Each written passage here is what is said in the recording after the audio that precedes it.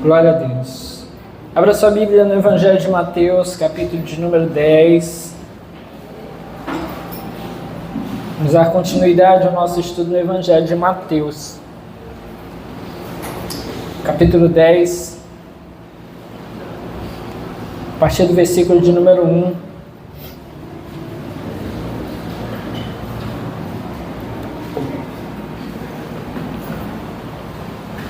Mateus capítulo 10, versículo de número 1.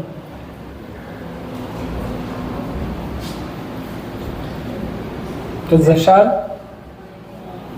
Amém, gente? Amém. Vocês dormiram muito da tarde aí nessa chuva, né? Vocês estão meio assim. Vamos ver? O texto diz assim: chamando seus 12 discípulos, deu-lhes autoridade para expulsar espíritos imundos e curar todas as doenças e enfermidades. Estes são os nomes dos 12 apóstolos. Primeiro, Simão, chamado Pedro, e André, seu irmão. Tiago, filho de Zebedeu, e João, seu irmão. Filipe e Bartolomeu. Tomé e Mateus, o publicano. Tiago, filho de Alfeu, e Tadeu. Simão o Zelote e Judas Iscariotes, que o traiu. Jesus enviou os 12 com as seguintes instruções: não se dirijam aos gentios, nem entrem em cidade alguma dos samaritanos. Antes, dirijam-se às ovelhas perdidas de Israel. Por onde forem, preguem esta mensagem: o reino dos céus está próximo. Curem os enfermos, ressuscitem os mortos, purifiquem os leprosos, expulsem os demônios. Vocês receberam de graça, deem também de graça. Não levem nem ouro, nem prata, nem cobre em seus cintos. Não levem nenhum saco de viagem, nem túnica extra, nem sandálias, nem bordão, pois o trabalhador é digno do seu sustento. Na cidade ou povoado em que entrarem, procurem alguém digno de recebê-los e fiquem em sua casa até partirem. Ao entrarem na casa, saúdem-na.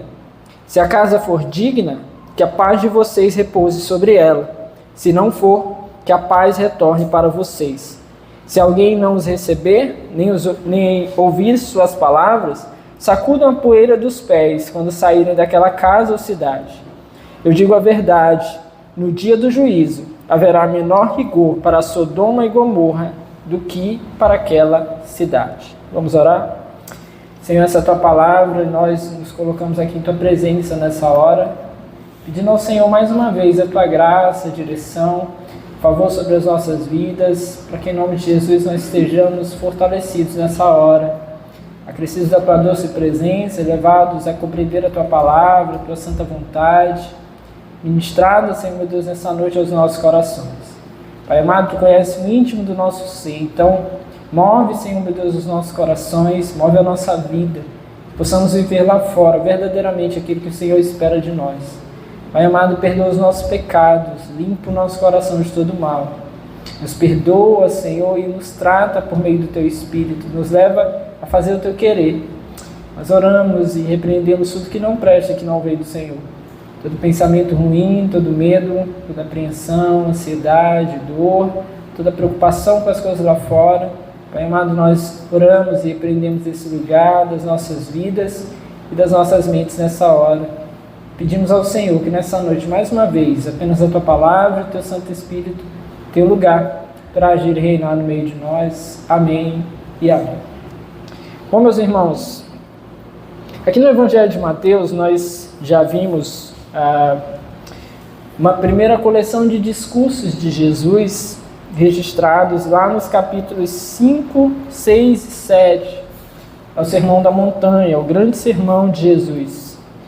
Nós vamos ver agora um segundo sermão de Jesus que foi ministrado de uma forma mais específica. O primeiro sermão, o Sermão do Monte, Jesus tratou ali do caráter e da espiritualidade daqueles que desejam viver o seu reino. Agora, nesse segundo discurso, registrado por Mateus, nós vamos ver Jesus dando instruções aqui aos discípulos em como pregar o evangelho do reino. É uma espécie de um sermão de ordenação, onde Jesus está justamente aqui encorajando e preparando os seus discípulos, mais especificamente os seus apóstolos, os 12 apóstolos escolhidos por Jesus ali ao longo do seu ministério. É sobre isso que nós vamos falar nessa noite, a escolha dos apóstolos e as primeiras orientações de Jesus a eles. O versículo de número 1 fala aí justamente dessa escolha de Jesus. E lendo aí, ele diz assim: chamando os seus 12 discípulos, deu-lhes autoridade para expulsar espíritos imundos e curar todas as doenças e enfermidades. Bom, o relato de Mateus é muito sucinto ao falar da escolha desses 12 apóstolos por Jesus. Ele deixa aqui de mencionar algumas coisas que são mencionadas em Marcos e em Lucas, como por exemplo o tempo de oração de Jesus. Lucas descreve que Jesus passou um tempo de oração, ou que no dia anterior Jesus teria se retirado ao monte a fim de orar, e teria passado a noite em oração nesse monte, E quando amanheceu, então foi que ele chamou a si os seus apóstolos. Então, esse relato aqui de Mateus que nós temos, ele é um pouco mais enxuto, mas ele não perde a essência daquilo que realmente está acontecendo aqui. Jesus, em determinado momento do ministério, decidiu escolher 12 a quem ele colocaria ali como aqueles que seriam precursores do trabalho da sua igreja. 12 a quem ele iria treinar, 12 que estariam ali um tanto mais próximos dele ao longo do seu ministério, dentro de tantos outros discípulos. Então, discípulos de Jesus eram todos aqueles que o seguiam, que estavam dispostos ali de alguma maneira a seguir Jesus, seguir os seus ensinamentos. Mas apóstolos são esses aqui a quem Jesus decidiu chamar. Jesus, então, outorgou a eles autoridade, deu a eles essa autoridade. Afinal de contas, a palavra apóstolo, a essência dessa palavra, ela é, como eu disse, diferente da palavra discípulo. O apóstolo é alguém enviado, é alguém comissionado por alguém que tem uma autoridade e recebe da parte dele essa autoridade. Portanto, o apóstolo carrega a mesma autoridade daquele que o enviou, porém, ele precisa obedecer às ordens desse que o enviou. Então, ele tem autoridade, mas ele não está solto. Ele precisa obedecer àquele que o enviou, que é o dono dessa autoridade. Então, poderia, vamos dizer assim, existir apóstolos de um rei, apóstolos de um líder de um determinado lugar. Esses aqui são os apóstolos de Jesus, são os apóstolos do ministério do Senhor Jesus Cristo. Então Jesus conferiu a eles autoridade. E segundo o texto aqui, nós temos descrito aqui a autoridade dada por Jesus a eles para expulsar espíritos imundos, que seria justamente uma autoridade para libertar. Nós temos aqui a autoridade de Jesus dada a eles para curar pessoas. E os textos paralelos nos outros evangelhos nos mostram que Jesus também deu a eles autoridade para pregar. São 3 tipos de autoridade que Jesus então conferiu aos seus apóstolos. Autoridade para pregar por conta justamente do pecado. A necessidade das pessoas era muito mais do que coisas, era muito mais do que questões físicas ou materiais. Os homens vivem longe de Deus em extrema aflição espiritual. Por isso, a maior necessidade do homem é da palavra de Deus. Assim como a maior responsabilidade da igreja é a pregação. O apóstolo Paulo diz que o Senhor escolheu salvar os homens por meio da pregação. Então, a igreja tem a grande responsabilidade de pregar o evangelho. Nós não podemos fazer da igreja um clube, onde nós só nos reunimos ali para desfrutar de algo para nós mesmos. Nós temos a responsabilidade de pregar o evangelho, de levar o evangelho às outras pessoas. Jesus também deu autoridade para libertar. Muitos homens sem Cristo estão aprisionados por demônios, estão aprisionados por forças do mal. sendo necessário então que eles sejam libertos dessas forças espirituais malignas que os oprimem. E já falamos aqui nos cultos anteriores que o poder de Satanás é um poder real, que não pode ser desprezado. Porém, o poder do Senhor é maior, por isso o Senhor então concedeu a esses homens autoridade para libertar pessoas de demônios.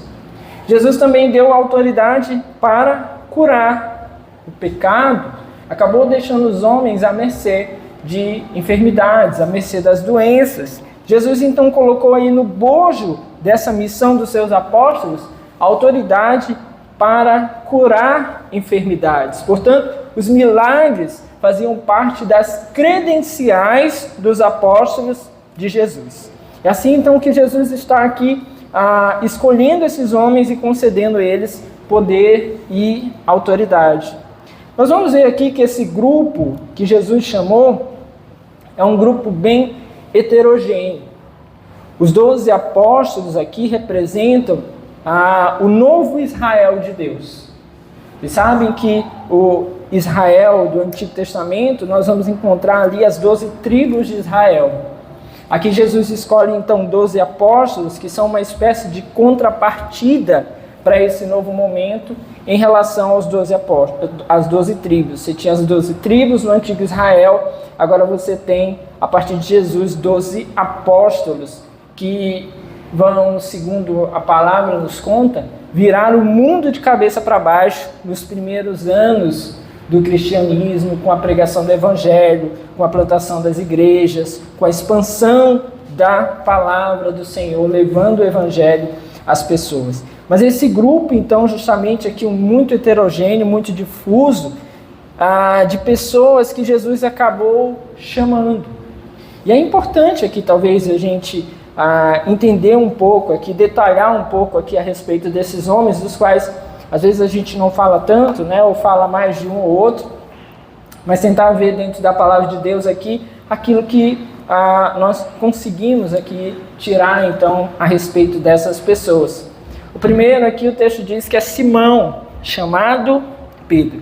Simão Pedro era pescador, nascido em Betsaida, mas que morava em Cafarnaum, e ali ele exercia então sua profissão. Pedro era aquele que falava sem pensar, era inconstante, contraditório, temperamental. Pedro vivia nos extremos, ora fazendo grandes declarações como tu és o Cristo, o Filho do Deus vivo, ora repreendendo Jesus, a ponto de Jesus dizer: para trás de mim, Satanás. Pedro é o homem que dorme na batalha, é aquele que foge, é aquele que segue Jesus de longe, é aquele que nega Jesus Cristo, mas Pedro também é aquele que depois de restaurado se tornou um homem de oração, cheio do Espírito Santo, alguém que conduziu a igreja, se tornou um grande líder da igreja, que não temia prisões, que não temia açoites, que foi martirizado ao final da sua vida e que ao pregar milhares de corações se convertia ao Senhor Jesus Cristo. Veja então a transformação que Jesus gerou na vida de Simão Pedro. O texto nos fala aqui também sobre Tiago, filho de Zebedeu, e João, o seu irmão. Esses dois aqui, meus irmãos, eles eram explosivos e temperamentais. Jesus chegou a chamá-los de filhos do trovão, os Boanerges. É o que nos conta o relato no Evangelho de Marcos. Esses aqui, um dia a mãe deles pediu que Jesus pudesse então deixar a eles um lugar especial no reino de Deus. Eles eram então provavelmente de uma família gananciosa. Como eu disse, eles eram um tanto explosivos e temperamentais. Foram eles que pediram certa vez que Jesus mandasse fogo do céu para consumir os samaritanos. Apóstolos de Jesus aqui, cheios de explosão, ódio contra outras pessoas. Tiago foi o primeiro a morrer martirizado. Esse relato está lá em Atos, no capítulo de número 12, o primeiro dos apóstolos a morrer martirizado. Enquanto João foi o último dos apóstolos a morrer. Enquanto Tiago não deixou nenhum escrito, João deixou aí 5 livros escritos, o Evangelho segundo João, 3 epístolas, 1º, 2º e 3º João, e o livro do Apocalipse. A gente vê aqui a diferença dos 2 irmãos, mas que os 2 serviram ao Senhor, amaram o Senhor. Nós temos aqui também a André, irmão de Pedro, que está aí também no início do versículo 2. André era aquele que trabalhava nos bastidores. Os relatos acerca dele, bem pontuais aí na palavra, nos mostram que ele sempre estava ali trabalhando nos bastidores. Foi ele, por exemplo, que levou Pedro a Cristo. Foi ele também que levou aquele garoto, com pães e peixes até Jesus, naquele dia da primeira multiplicação de pães e peixes feitas por Jesus. Está lá isso registrado no Evangelho de João. Filipe era de Betsaida. Ele era um homem cético, racional. Nesse episódio da multiplicação dos pães e peixes, quando Jesus perguntou onde eles comprariam pães para dar de comer ao povo, e o texto diz que Jesus perguntou isso a ele só para saber o que ele ia falar. Mas Jesus já sabia o que iria fazer. Mas qual foi a resposta de Filipe? Filipe disse: não lhes bastariam 200 denários de pão para receber cada um o seu pedaço. Ou seja, ele estava ali calculando 200 denários, era equivalente a quase o salário de um ano de uma pessoa. Então o que ele estava dizendo era: Senhor, dinheiro de um ano não dá para cada um aqui comer um pedaço de pão. Então, como ele era muito cético, muito racional, muito pragmático, ele acabava então olhando ali apenas os números, muito dinheiro para dar pão para todo esse povo aqui. Aí nós vemos Jesus foi lá e multiplicou os pães, multiplicou os peixes e deu de comer a toda aquela gente ao ponto de sobrar. Mas Filipe caminhava ali com Jesus e tinha esse coração muitas vezes ali se colocando ali como alguém muito cético em relação ao que Jesus podia fazer. Bartolomeu é o mesmo Natanael que Filipe levou a Cristo. Esse era um homem preconceituoso. Foi ele que perguntou: pode vir alguma coisa boa de Nazaré? Então foi ele que desdenhou que haveria alguma possibilidade de vir algo bom de Nazaré, e era de Nazaré que vinha justamente o seu Senhor, Jesus Cristo. Mateus, aquele que escreve o Evangelho, é aquilo que nós já falamos aqui na introdução do livro, o publicano, o cobrador de impostos, que pertencia justamente a uma classe repudiada pelos judeus, era considerado um traidor da nação. E ainda assim tornou-se o escritor do evangelho mais conhecido do mundo. O Evangelho de Mateus é o evangelho mais conhecido do mundo. Nessa lista que nós vemos aqui, que está expressa também nos outros evangelhos, apenas Mateus faz questão de, no seu relato, escrever Mateus o publicano. Então, como ele escreve e fala de si, é provável que a sua intenção com isso fosse realmente ficar marcado na sua história, Não digo nem na história da humanidade, talvez ele não tivesse a noção de onde o seu livro chegaria, mas que pudesse marcar na sua história: eu era um publicano, mas o Senhor transformou a minha vida. Então ele fez questão de registrar Mateus o publicano, ele não quis esconder a sua história. Tomé era um homem do coração incrédulo. Ele não creu, por exemplo, na ressurreição do Senhor Jesus Cristo. Contudo, quando Jesus se mostrou a ele e se mostrou ressurreto a ele, Tomé então prostrou-se aos pés de Jesus com uma profunda devoção. E as suas palavras foram: Senhor meu e Deus meu. Então, por mais que ele tivesse um coração cheio de incredulidade, quando Jesus se revelou a ele, ele se desarmou. Ele não ficou com uma dureza no seu coração, ele se entregou completamente. Senhor meu e Deus meu. Agora, Tiago, filho de Alfeu, e Tadeu, são dois que nós não sabemos nada praticamente acerca deles. Os relatos dos evangelhos, as cartas do Novo Testamento, nada traz relatos sobre Tiago e Tadeu. Vi comentários que falam assim, algo como, talvez eles não tenham se destacado. Eu acho muito improvável que eles não tenham se destacado, afinal de contas estavam selecionados eles também entre os 12. É mais provável verdadeiramente que a sua entrega e a sua ajuda não foi algo que precisou ser registrado, embora estivessem ali colocados à disposição do Senhor. E aqui também nos fica a consciência de que nós podemos servir ao Senhor sem estar nos holofotes, sem que o nosso nome seja mostrado, sem que as pessoas precisem nos conhecer, e ainda assim nós sermos pessoas tementes, fiéis ao nosso Senhor. Estão aqui Tiago e Tadeu. Simão, o Zelote. Simão era membro de uma seita judaica extremamente nacionalista, eram justamente os Zelotes. Ele defendia, junto com o seu grupo, a luta armada contra Roma. Então, antes de conhecer Jesus, ele se colocava certamente com as rebeliões que se levantavam contra Roma e buscavam, então, fazer levantes contra os romanos. Ele era justamente do grupo mais, podemos dizer, temido por Roma. Roma odiava levantes. Roma preferia que as pessoas ficassem calmas e pagassem os seus impostos, Parece muito com os governos assim atuais no nosso planeta. Fiquem calmos, paguem seus impostos, está tudo bem. Não reclamem, não falem, não se levantem, não protestem. Mas ele era de um grupo de protesto que passava dos limites. Então eles armavam emboscadas para os romanos. Eles tentavam levantar as pessoas contra os romanos. Então ele era justamente desse grupo aí que Roma odiava.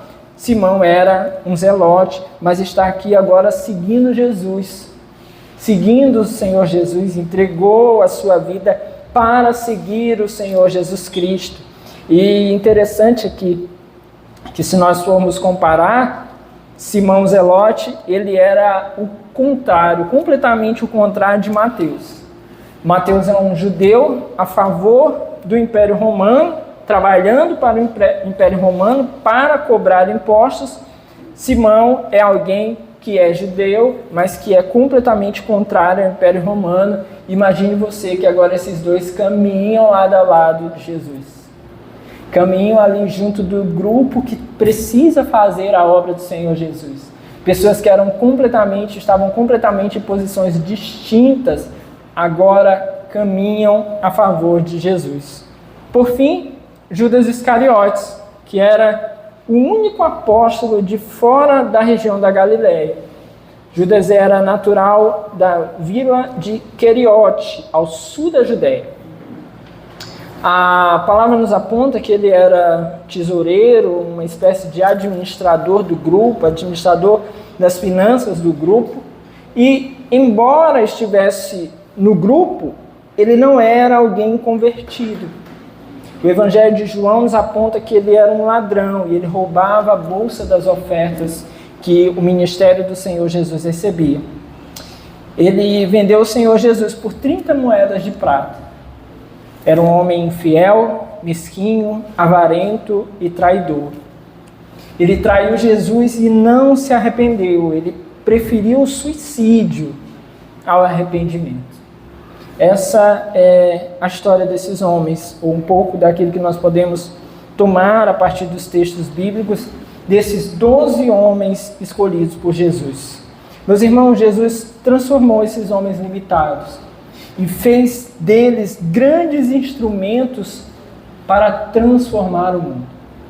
A exceção de Judas, e por que Judas é exceção? Judas é exceção porque não há nele arrependimento.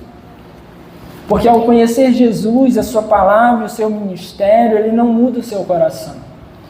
Ele não deixa o seu coração ser quebrantado. Todos os demais embora tivessem erros, embora cometessem pecados, embora tivessem atitudes contrárias à vontade do Senhor, ao encontrar Jesus, eles vão permitindo que Jesus transforme os seus corações, transforme as suas vidas.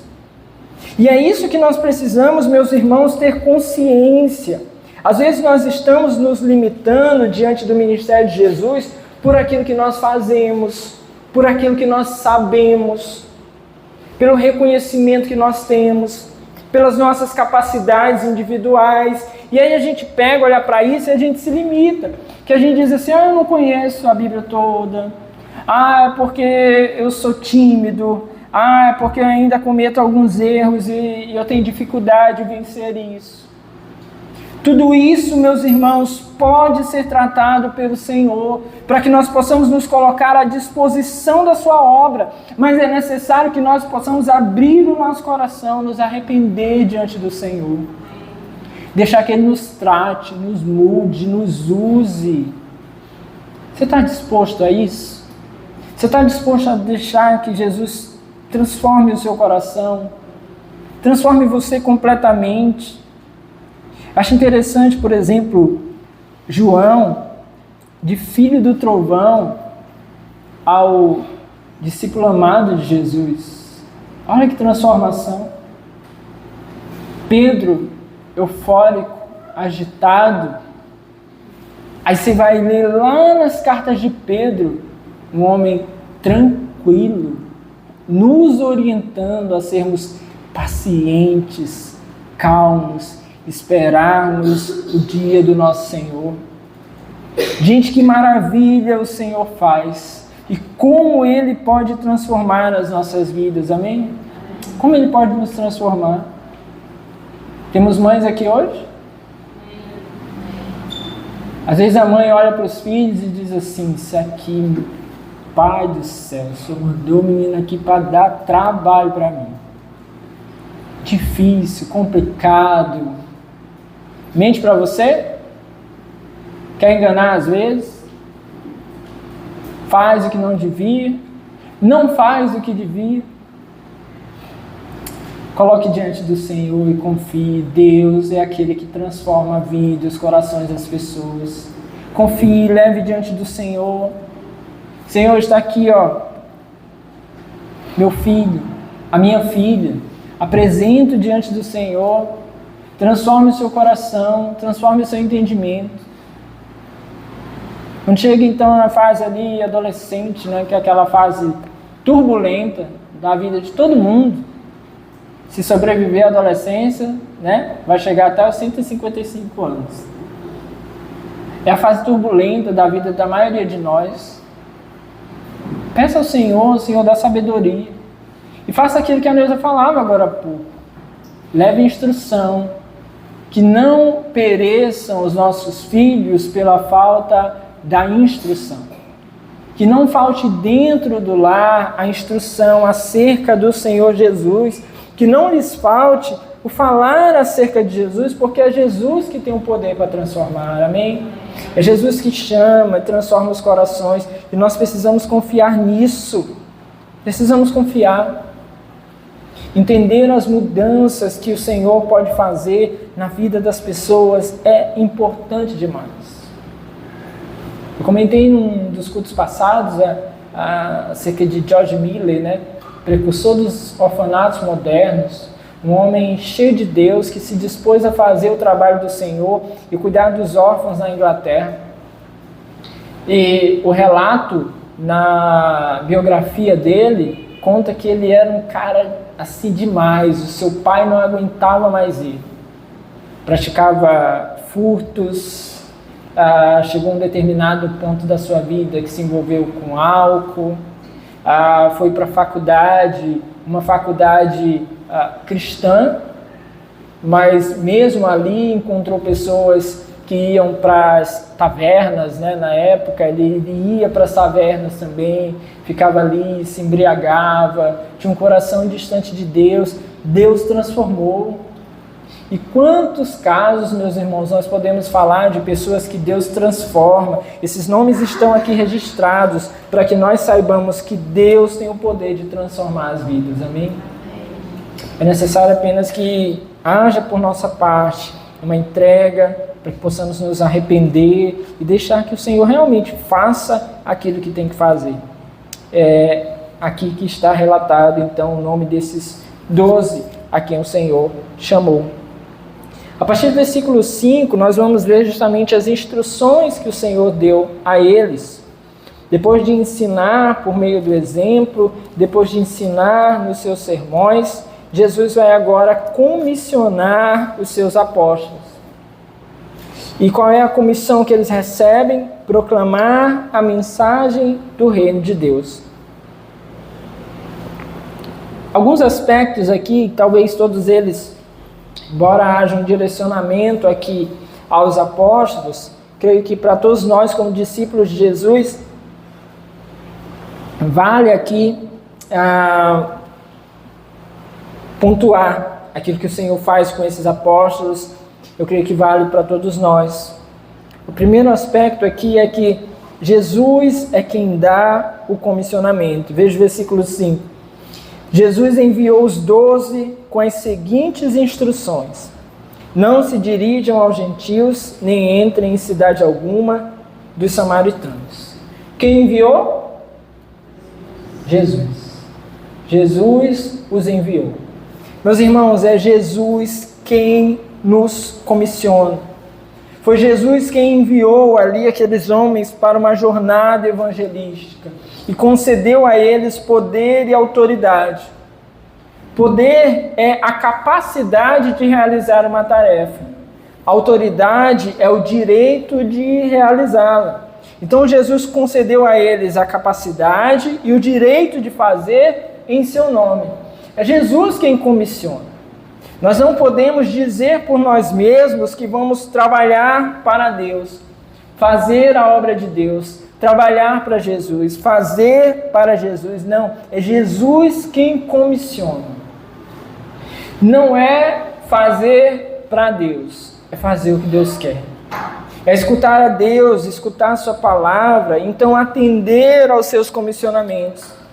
Os cultos atrás eu falava justamente sobre isso, acho que na quarta-feira, que as pessoas às vezes ficam naquela aflição, né, querendo saber o seu chamado. Acho que foi quarta-feira agora. As pessoas querem saber o seu chamado, saber o seu chamado, saber o seu chamado. Uns ficam inertes, paralisados, outros ficam tentando dizer assim: não, eu vou ser isso aqui, eu vou ser pregador, eu vou ser isso aqui. Aí vai atrás, tentando determinar. Então esses dois extremos são perigosos.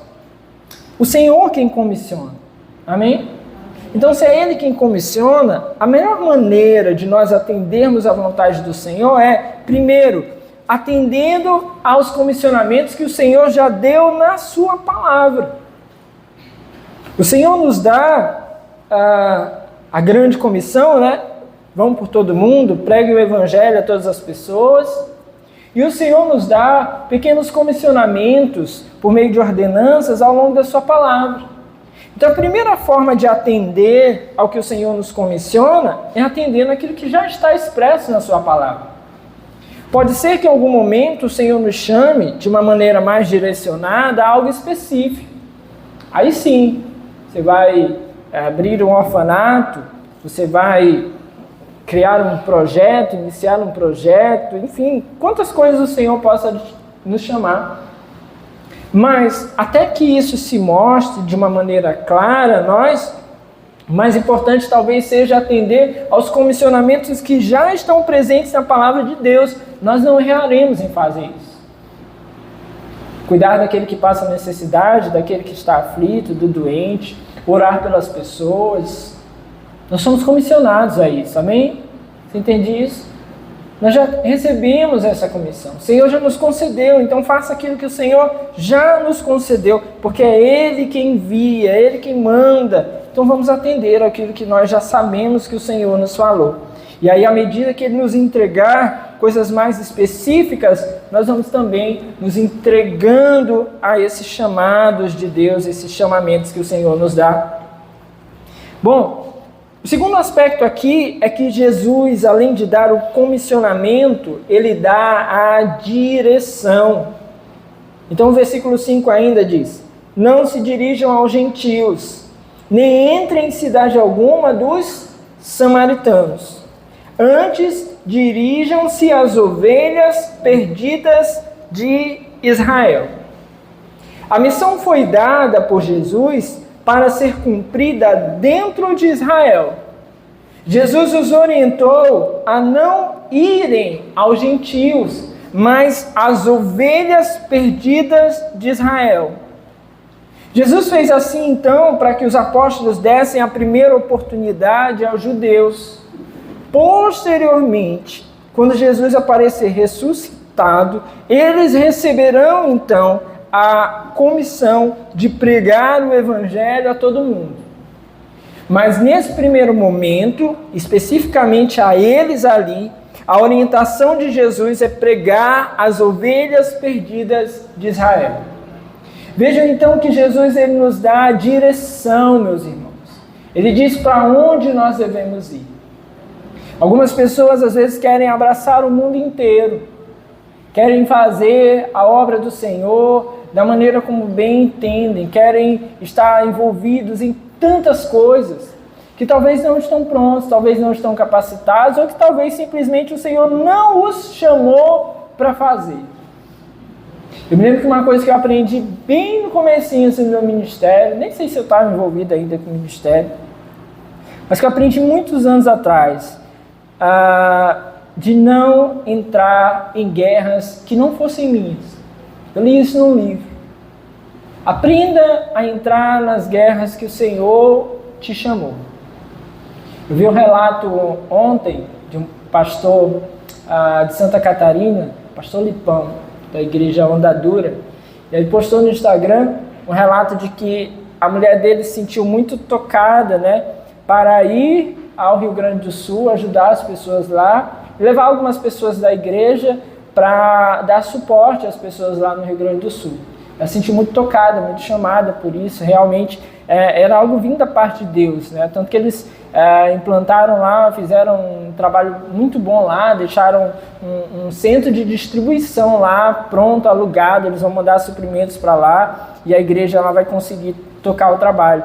Mas o relato dele é de que a Larissa, né, a esposa dele, se sentiu chamada e quando ela compartilhou com ele, o primeiro impulso dele foi dizer assim: eu tenho que ir. Tenho que ir para proteger minha esposa, eu tenho que ir para fazer alguma coisa. Mas depois ele reflete e ele conseguiu perceber que não era o que Deus esperava dele. Que ela poderia ir junto com os voluntários da igreja, fazer o trabalho, ela retornaria para casa. Ele cuidaria dos filhos, precisa cuidar da igreja, né? Então ele lidera não só a igreja local, que é a igreja sede deles, mas são várias igrejas espalhadas já no Brasil e outros países. Então ele precisava cuidar daquilo ali. Então ele foi tocado por Deus de que ele contribuiria muito mais naquele momento ficando. A esposa iria por um tempo determinado, claro, para fazer aquele trabalho e voltaria. Então ele teve essa compreensão de que não era o momento dele ir, que ela precisava ir, e os dois acordando, faria lá o trabalho, e fez um trabalho muito bem feito. Parece que até ontem ela estava lá, e agora já retornou. Então nós precisamos ter essa consciência. Às vezes, todo trabalho que a gente chama a gente tem que estar envolvido, tem que estar junto, tem que estar misturado, tem que... Será? Eu não estou falando de, enquanto igreja, a gente contribuir, estar atento, disposto. Isso não é se demonstrar relaxado, despreocupado, desatento às outras coisas que a igreja local ou a igreja de uma forma geral faz. Não é isso. Mas o que realmente o Senhor deseja que nós façamos?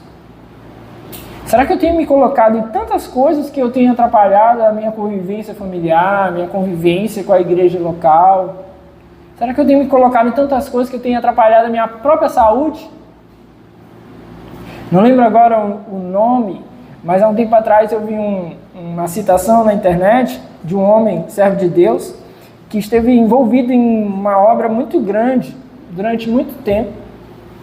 alguns anos atrás, e que no final da sua vida, ele já adoentado, né, ele disse assim, adoentado pelo desgaste de todo o trabalho, muito exagerado que ele havia feito. E aí ele declarou assim: o Senhor me deu uma mensagem e um cavalo.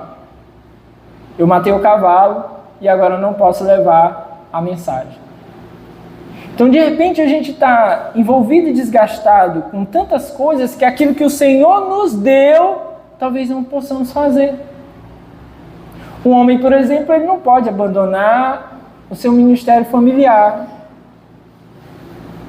A palavra vai nos dizer, se ele não cuida daqueles de sua própria família, é pior que um descrente. Então ele não pode abandonar o seu ministério familiar. A despeito de dizer que tem um ministério muito grande, eu tenho que pregar lá fora, as pessoas me chamam, e é isso e aquilo. A que ponto pessoas têm agendas de 20, 30 dias comprometidos em ministérios itinerantes? E a esposa está em casa, os filhos estão em casa, quase nenhum contato com a família. A que ponto isso é bom? Então, já estou até me alongando nesse ponto, mas para a gente entender isso, Jesus ele não apenas comissiona, mas ele direciona. E nós precisamos estar atentos para saber de fato o que o Senhor tem nos direcionado. Saber dizer os nãos adequados e da maneira adequada, para que as pessoas possam também compreender, né, que temos sido chamados, mas o Senhor tem nos direcionado a determinadas questões. Então, tenhamos essa consciência. O Senhor chamou e disse assim: olha, vocês só vão às ovelhas perdidas de Israel. Nesse momento agora, não é para todo mundo. Vocês não vão romper os limites do nosso território. Vocês não vão aos samaritanos. Não era o tempo agora era da pregação do Evangelho àqueles que eram de Israel. Assim o Senhor deu a direção. O terceiro aspecto desse chamamento de Jesus é que Jesus ele dá o comissionamento, ele dá a direção e ele dá também a mensagem. Veja os versículos 7 e 8. Por onde forem, preguem esta mensagem: o reino dos céus está próximo. Curem os enfermos, ressuscitem os mortos, purifiquem os leprosos, expulsem os demônios. Vocês receberam de graça, deem também de graça. A missão dos discípulos era de proclamar a vinda do reino e preparar o caminho para o reino. Então esse é o primeiro aspecto, a pregação do Evangelho, levar a mensagem. Então, por onde forem, preguem essa mensagem: o reino dos céus está próximo. Perceba que eles não tinham uma mensagem nova. Eles não precisavam criar uma mensagem. Eles não precisavam ser criativos nesse aspecto de trazer algo novo. Não, o Senhor já havia dado a eles uma mensagem, e a mensagem era essa: o reino dos céus está próximo. Eu não sei se você lembra, quando Jesus deixa as águas do batismo, ele sai a proclamar essa mensagem: o reino dos céus está próximo. E quando ele comissiona lá no final dos evangelhos as pessoas, a mensagem é: levem isso, a mensagem do reino dos céus, porque o reino dos céus está próximo. Então era essa mensagem que eles precisavam levar. O Senhor, meus irmãos, ele dá a mensagem. A gente não precisa se encher de expectativas por algo novo.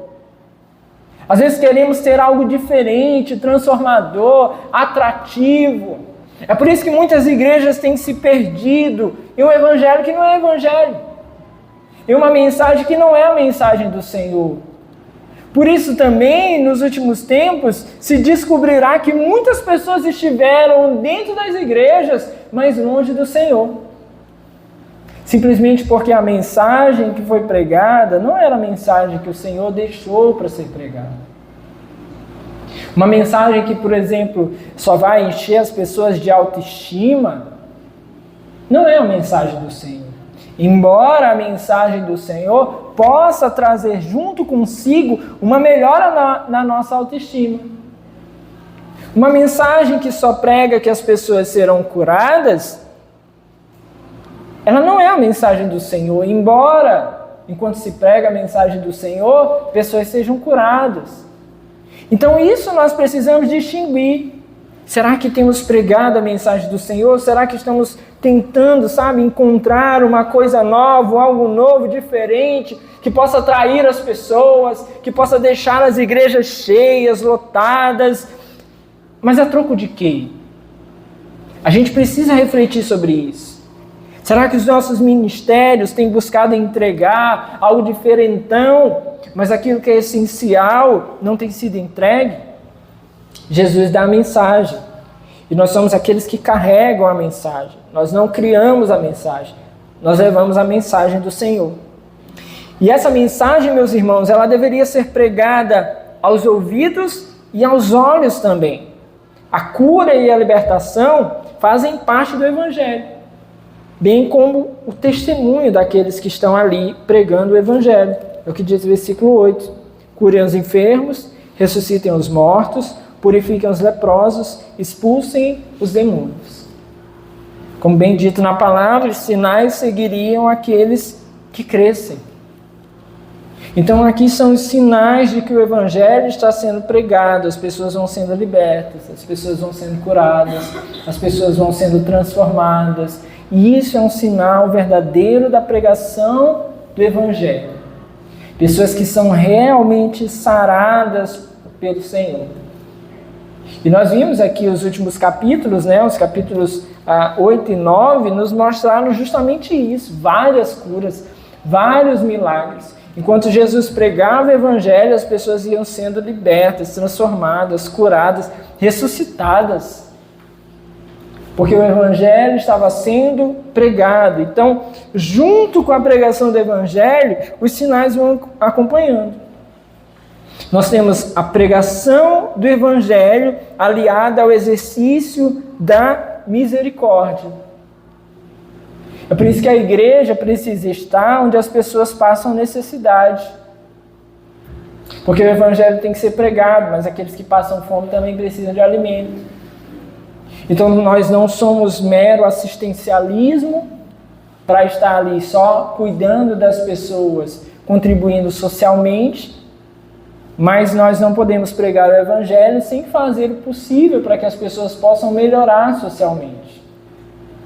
As igrejas têm feito um grande trabalho no Rio Grande do Sul agora, em especial, pessoas se unindo, trabalhando. É claro que a sociedade civil, de uma maneira geral, tem se unido, se colocado ali, não apenas à disposição do Estado, mas sequer esperando pelo Estado para cuidar das pessoas. Estão lá, a igreja está lá, ela não pode se furtar a isso.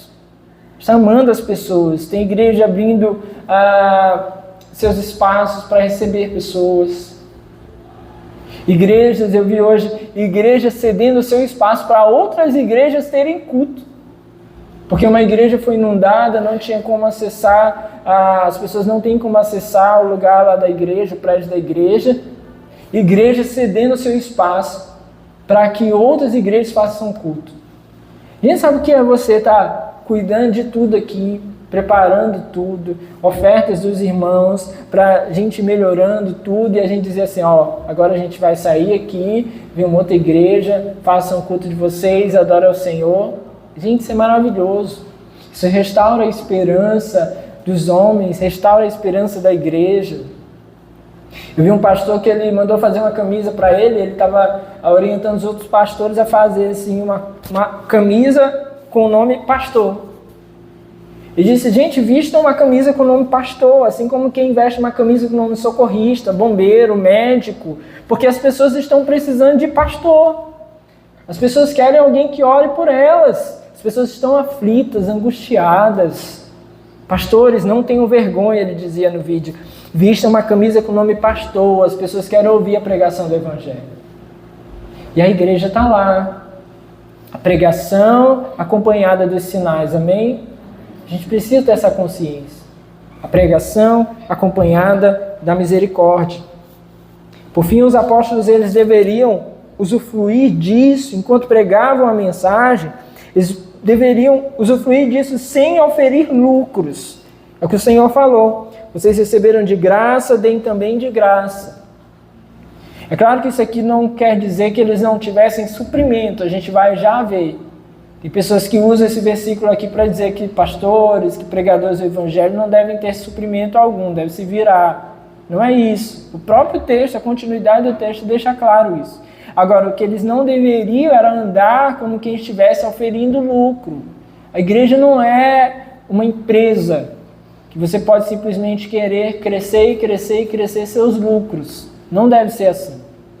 Por isso Jesus deixou claro, é a minha mensagem. Eu estou entregando a mensagem, comissionando vocês. Vão lá, mas não fiquem achando que isso vai ser para que vocês agora possam simplesmente se beneficiar. Não é assim. Bom, Jesus dá o comissionamento, dá a direção, dá a mensagem e ele dá também a provisão. Veja os versículos 9 e 10. Não levem nem ouro, nem prata, nem cobre em seus cintos. Não levem nenhum saco de viagem, nem túnica extra, nem sandálias, nem bordão, pois o trabalhador é digno do seu sustento. Os discípulos eles não deveriam levar excesso de bagagem, mas apenas o que fosse suficiente para a sua jornada. Porque Jesus não prometeu para eles conforto, mas Jesus prometeu a eles que eles teriam o alimento. Jesus não prometeu para eles luxo, mas Jesus prometeu que eles teriam o suficiente. E aí nós temos que ter essa consciência. O Senhor que nos comissiona, meus irmãos, é aquele que dá a provisão, é aquele que cuida de nós. Nós não precisamos dos excessos, não levem nem ouro, nem prata, nem cobre em seus cintos. Não fiquem andando pesados, desesperados. Não levem nenhum saco de viagem, não leve túnica extra, nem sandálias e nem bordão. Nós não devemos, aqueles que são chamados para o Evangelho, não devem viver como aqueles que estão desesperados nesse mundo, tentando levantar as suas fortunas, tentando construir os seus palácios. Não. É claro, o Senhor dará as suas provisões, alguns mais, outros menos, mas provisão Ele dará, e essa é a certeza. Essa é a certeza, é a provisão. Provisão essa que às vezes está na mão dos outros. Eu me lembro uma vez o Jonathan Lehmer, acho que eu já até contei isso aqui, ele foi numa viagem na África, ele voltou de lá muito tocado, muito tocado. E ele se questionava, né, por que ele vinha conseguindo, por meio do seu trabalho, ter tantos recursos. Ele é humorista, faz shows pelo Brasil, tantos recursos e aquelas pessoas tinham tão pouco. E ele disse que naquela busca ali a Deus, questionando a Deus, Deus respondeu a ele, é porque os recursos deles estão nas mãos de vocês. Tipo, não apenas ele, mas a igreja brasileira é muito abastada. Temos recursos. Mas temos irmãos em outros lugares que passam muitas necessidades.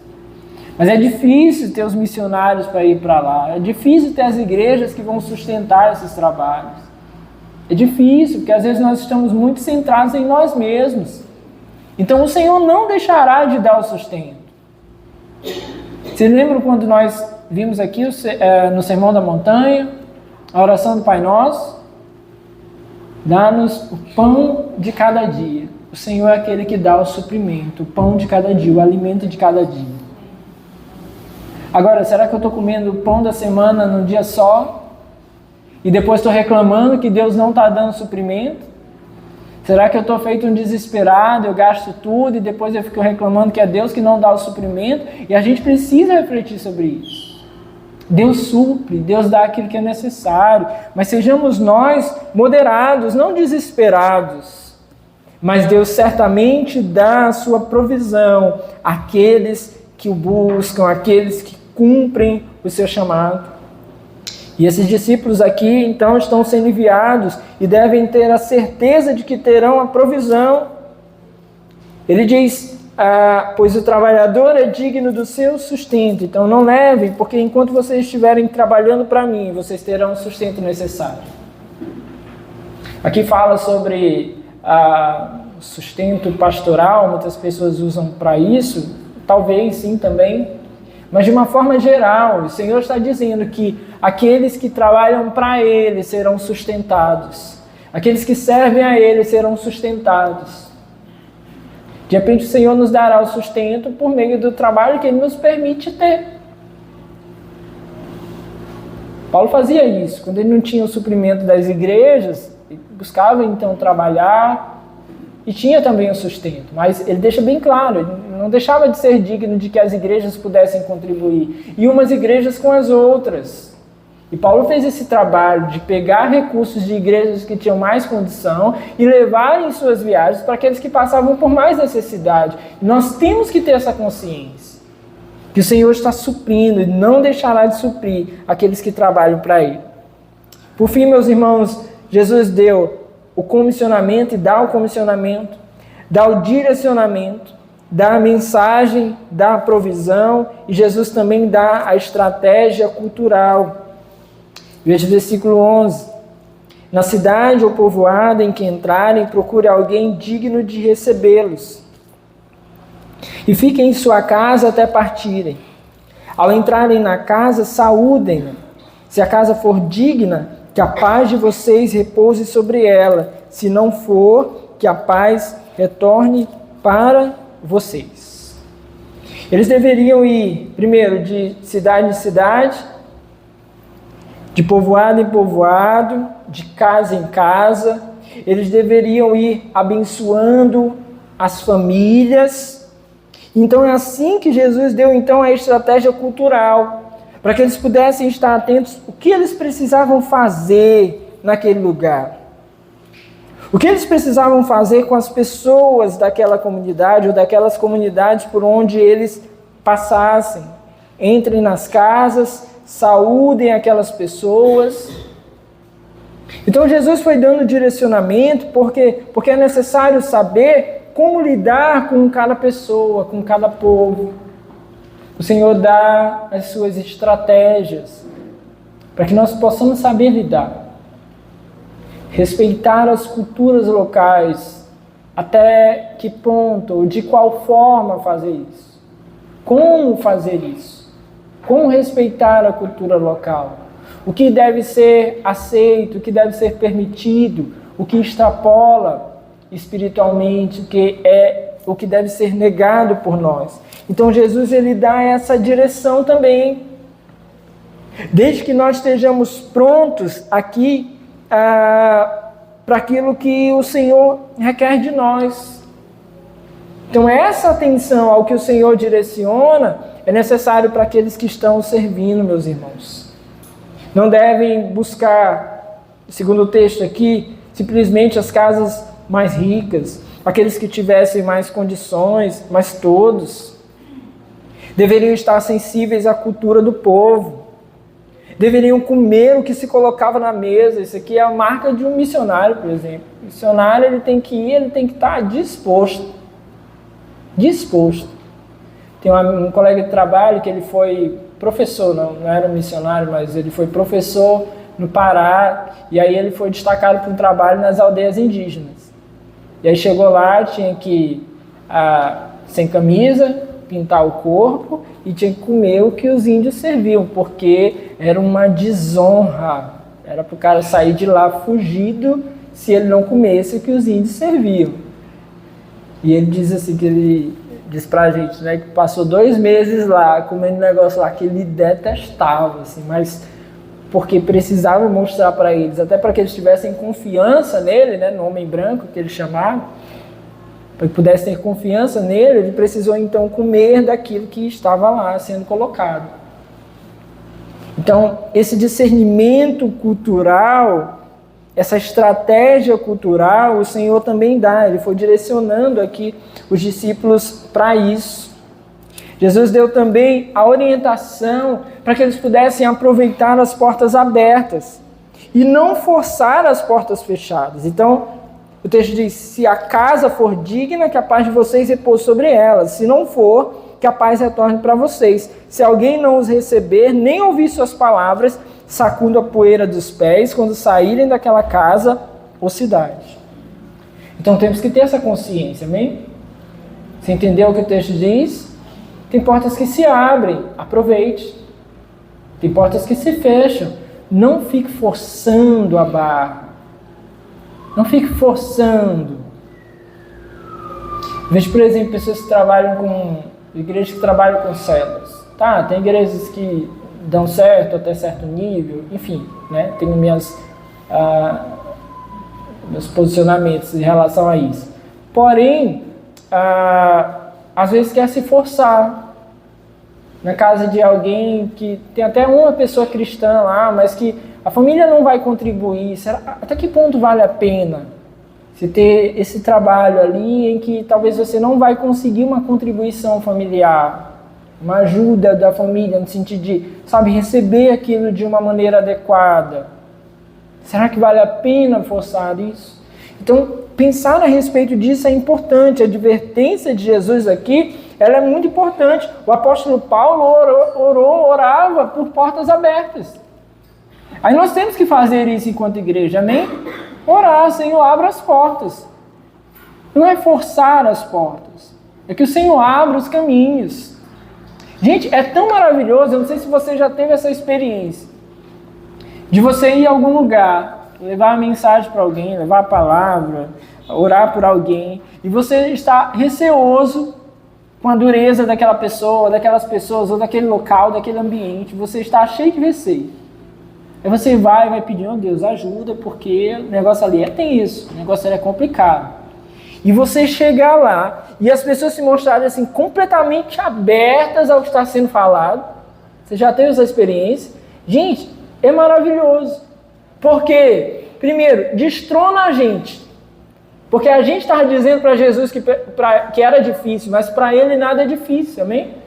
Nada é difícil. A gente estava dizendo para ele que é difícil. E Jesus olhando para a gente dizendo, eu já estou lá. Eu já estou lá. Eu já estou tratando. Destrona a gente e mostra para a gente o poder do Senhor. Quando a gente chega e as portas já estão abertas, é o Senhor que já está trabalhando no coração daquelas pessoas. E isso é maravilhoso. Isso é maravilhoso. Então, oremos por portas abertas, oremos por Deus trabalhando ali no coração das pessoas.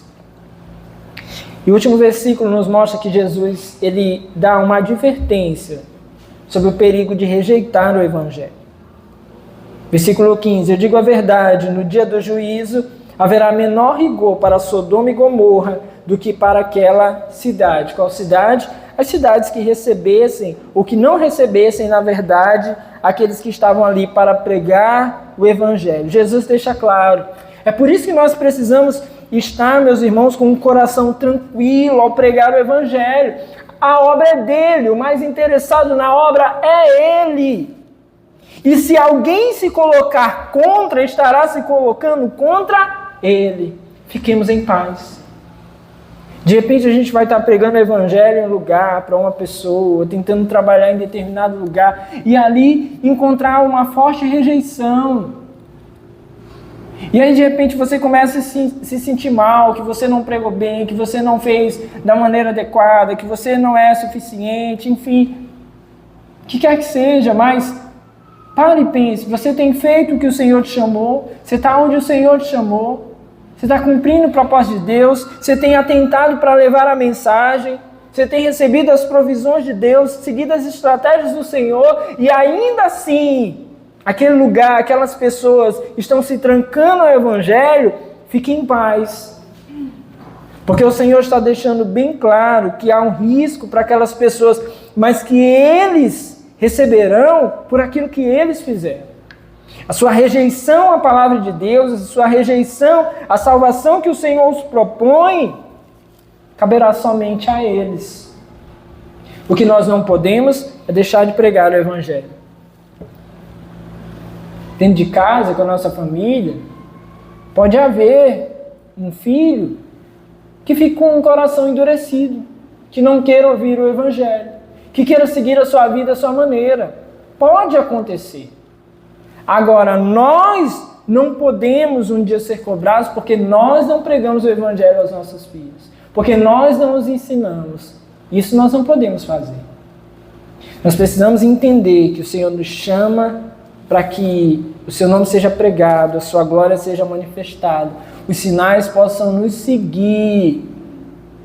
E Deus chama, meus irmãos, justamente aqueles que nada são, que não têm nada a entregar. Deus chama aqueles imperfeitos, como nós vimos aqui nos apóstolos, mas a sua mensagem continua necessitando de ser pregada. Por isso que possamos todos nós atentar esse chamado no nosso dia a dia, na sua casa, na sua família, no seu trabalho, no ministério específico, onde quer que seja, mas atente para o chamado de Deus. Não pare, não fique para trás, não deixe de lado o que o Senhor te chamou para fazer, amém? Glória a Deus. Fique de pé no seu lugar, vamos orar em nome de Jesus.